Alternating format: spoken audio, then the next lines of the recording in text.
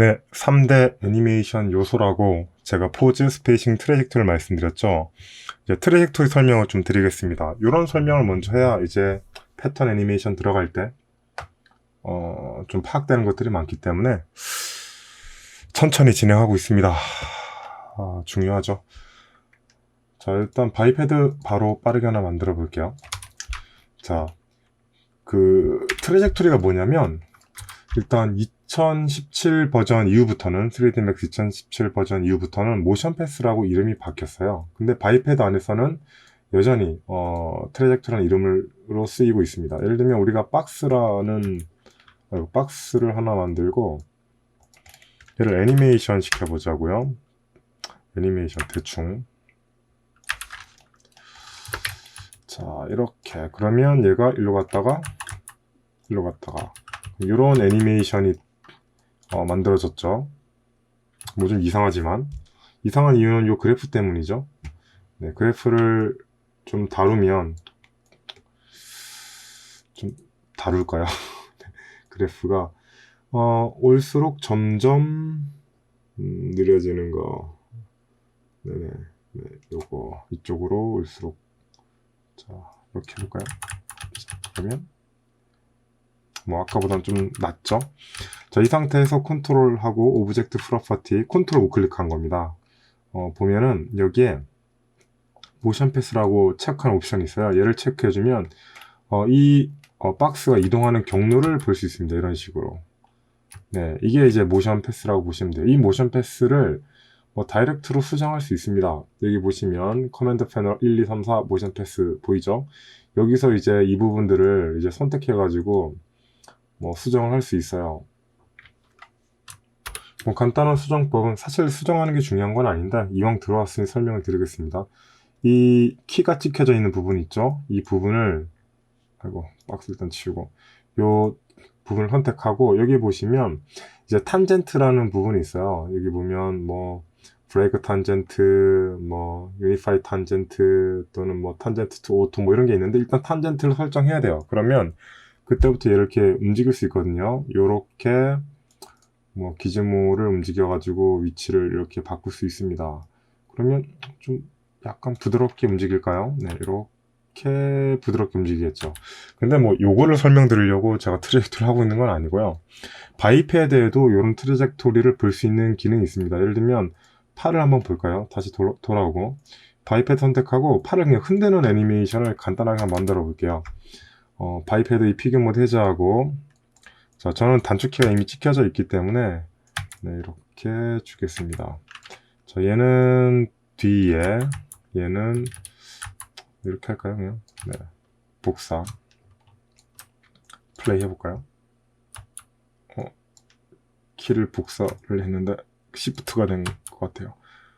이건 지워버리고 자, 보시면 팔을 왔다 갔다 흔든 애니메이션을 제가 만든 걸 볼 수 있어요. 자, 60프레임을 끝에 두고 자, 이런 애니메이션을 이제 볼 수 있는데 뭔가 살짝 끝에 튀는 게 보이죠? 요건 이제 TCP 특성입니다. 나중에 고치는 법 알려드릴게요. 자, 이 상태에서 모든 디스플레이를 열고 여기에 보시면 트래젝토리라고 있어요. 키면 자, 이 팔의 동선을 볼 수 있습니다. 자, 이 점점점점으로 이게 찍혀 있는 게 이제 궤적이고 이 궤적을 트래젝토리라고 부르죠. 이 갖다 대면 이름도 트래젝토리라고 나와요. 자, 핵심은 뭐냐면 이 궤적을 자세히 보시면 이 끝과 끝은 점점 이쪽으로 가까워질수록 이 간격이 좁아져서 속도가 느려지게 되는 거고요. 가운데로 갈수록 이 간격이 넓어져서 속도가 빨라지게 되는 것입니다. 자세히 안 보여서 일정하게 보일 수도 있는데 이쪽은 더 급격하게 보여주는 거죠. 자, TCB를 이제 쓰는 부분인데 TCB도 나중에 설명을 드리긴 할게요.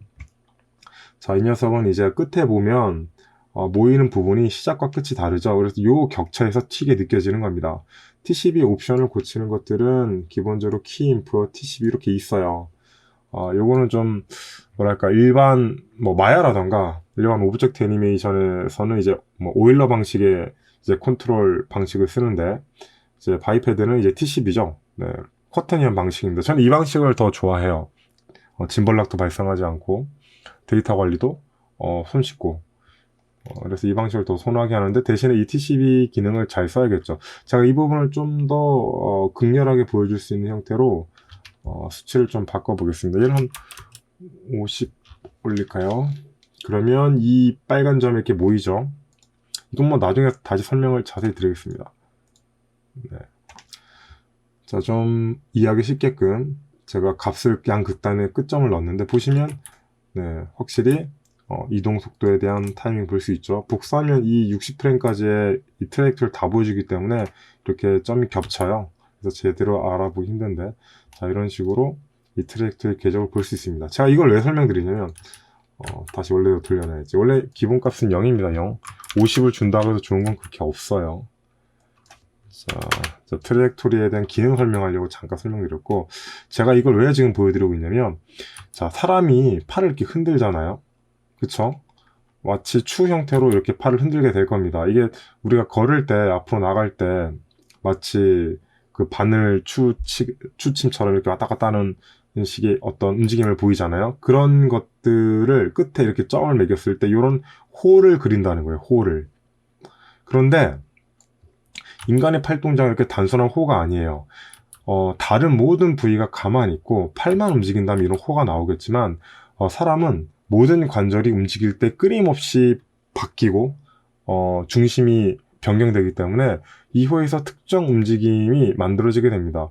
예를 들면 자, 이건 실제 뭐 걷기나 뛰기 할 때 명확하게 알 수 있는 부분 중 하나인데, 자, 우리가 이렇게 팔을 움직이다가 보면은 지금 이 가운데 있잖아요. 가운데. 이 가운데쯤 왔을 때 사람의 중심이 가장 높아져요. 제가 예시로 이렇게 중심만 굴리겠습니다. 이것도 뭐 처음 중간 것을 찍어야겠네요. 일단 네. 사람의 중심이 팔이 이렇게 위치했을 때 한 발로 지탱하기 때문에 중심이 가장 높은 위치에 도달하게 돼요. 뭐 더 높은 위치가 있긴 있죠. 이후에 한 요쯤이 제일 높은데, 이쯤이 제일 높은데, 좀 여기보다 더 높은데 대략 이렇게 중심 변화가 있기 때문에 이 중심 변화만으로도 팔에 이 곡선이 바뀌어요. 자세히 보시면 아까는 그러니까 선 하나인 호에 가까웠는데 지금 제가 중심을 딱 잡으니까 어떤 느낌으로 바뀌었죠? 호는 호인데 왠지 팔자 형태의 라인이 만들어지기 시작했습니다. 이 이유가 뭐냐면 중심이 위아래로 바뀌기 때문에 그래요.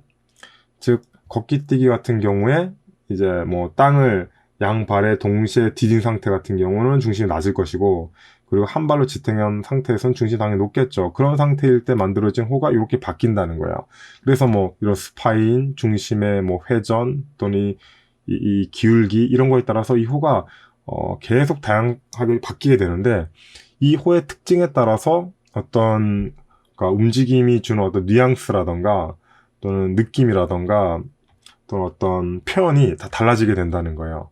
보통 이제 익숙하게 애니메이션을 하시게 되면 이 트레젝토리 선을 그냥 외워가지고 그대로 표현하는 경우도 굉장히 많아요. 물론 제가 그걸 권하고 싶지는 않습니다. 트레젝토리를 외워가지고 그거를 그대로 표현하는 방식은 마치 그냥 그래프 가지고 애니메이션을 하는 느낌이랄까요? 예를 들면 여기에 보시면 트랙뷰 있죠? 커브 에디터. 이 커브 에디터는 기능이 있습니다. 보통 3D 애니메이터들이 이 커브를 잘 다루는데, 특히 마야는 거의 이거 다룬다고 시간을 다 보내죠. 여기서 작업을 많이 하는데, 여기서 작업을 많이 하게 되면 캐릭터 애니메이션을 표현하는 어떤 묘사력 부분, 섬세한 묘사력 부분들을 제대로 해낼 수가 없어요. 그러니까 제가 갖는 가장 기본적인 원칙은 포즈를 최대한 다양하게 애니메이션적으로 표현을 한 다음에, 그리고 그 포즈를 연결했을 때 너무 급격하게 튀거나 또는 인간의 눈으로 잡아낼 수 없는 부분들을 이제 이 컴퓨터의 도움을 받아서 정리하는 구조로 간다는 거죠. 이 구조로 갔을 때 항상 좋은 애니메이션 작품을 얻었던 것 같아요. 처음부터 이 커브를 가지고 작업하려고 하면, 이 트랙트를 가지고 작업하려고 하면 실력이 잘 늘지 않습니다. 그래서 요 트레젝토리는 어떻게 보면 어느 정도 경험이 좀 쌓인 다음에 접근을 하시는 게 좋고, 그 전에는 여기에 의존하지 않고 포즈와 나의 어떤 감각만으로 애니메이션을 깔끔하게 만들어내겠다라는 저 TCP 정도는 써야겠죠. 이거 안 쓰면 뭐 깔끔 만들기 힘드니까 그 정도로, 그러니까 풀키를 찍는 한이 있더라도 그 정도로 작업을 하는 게 초반에 실력을 최대치로 빨리 늘리는데 큰 도움이 됩니다.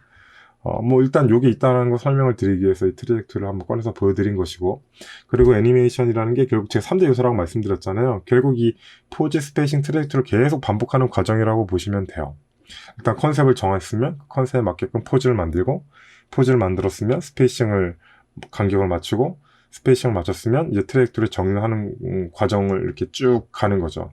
근데 이걸 한 사이클 만에 끝나는 게 아니라 계속 콜업하는 과정이 있기 때문에 이 사이클이 지속적으로 반복된다고 보시면 됩니다. 아무튼 여기까지가 트레젝토리의 가장 기본적인 개념이라고 이해해 주시면 될 것 같아요. 다음에 이제 시간 있을 때 제가 다시 한번 이 트레젝토리를 연습하는 방법을 말씀드리겠습니다. 지금 알려드리면 안 될 것 같아요. 왜냐면 트레젝토리를 처음부터 연습을 익히면 이게 너무 편하거든요. 작업도 빨리 되고 효과가 좋기 때문에, 효율이 좋다고 해야 되나, 효과가 좋다고 해야 되나, 아무튼 편법으로 빨리 숙달시킬 수 있기 때문에 그렇게 권하진 않아요.